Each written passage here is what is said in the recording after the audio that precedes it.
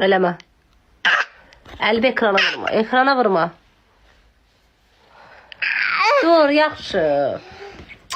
Tövbə ya Rəbbim. Şükran, şükran. Yaxşıyam. İmkan versə yaxşı olacağım. Sıçır bayaqdan başlayım. Yaxşı.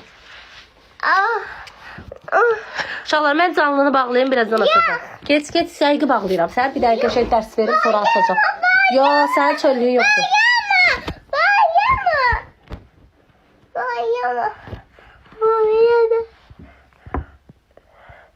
Koyma deyil, normal canlı açın. Ay kız. Uşaqlar, canlını açın, biraz bağlayayım, birazdan açıram. Geç. Geç yerə. Dur ayağa. Ayağa dur. Ayağa dur. Ayağa dur. Ayağa dur. Yatırsan? Yatırsan keç yat. Keç yat. Səsin gəlsə sən də dövü dalına sarayacağım. Yaxşı.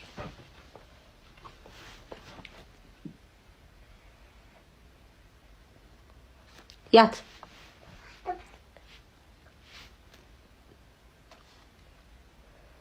Bunun əlinə mən canlı aça bilmirəm. Söy dayı, mən canlı açmayacağım day.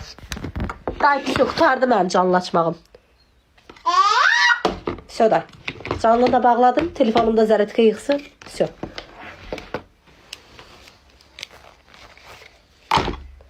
Yat. Ne oldu? Niye bağlamayayım ki? Niye ağlıyorsun ki? Canlı bağlayan. Xəstədir ki bu. Canlı bağlayan da ağlayırlar.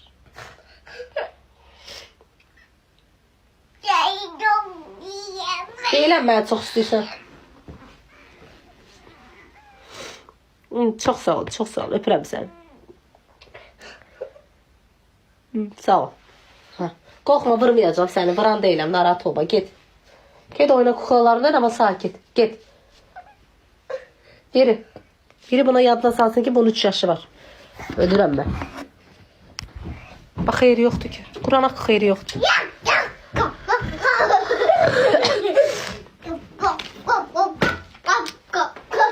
Mən uşaq vuranam. Allah haqqında uşaq vuran deyiləm. Uşaq vurmaqdan aram yoxdur. Qışqırmağa yaxşıyam ama. Cırım özümü qoyum yerə.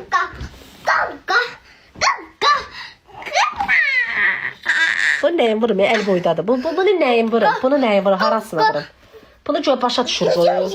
Qışqıranda belə biraz başa düşür. Keçim yerimə otura bilərəm sakitcə. Canlı açıb söhbət eləmək istəyirəm. Keç o tərəfə, keçim oturum qızlarla söhbət edeyim. Keç.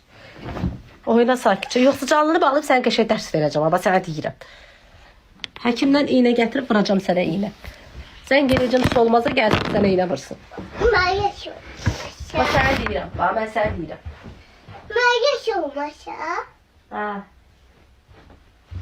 Solmaz gəlib sənə iynə vuracaq.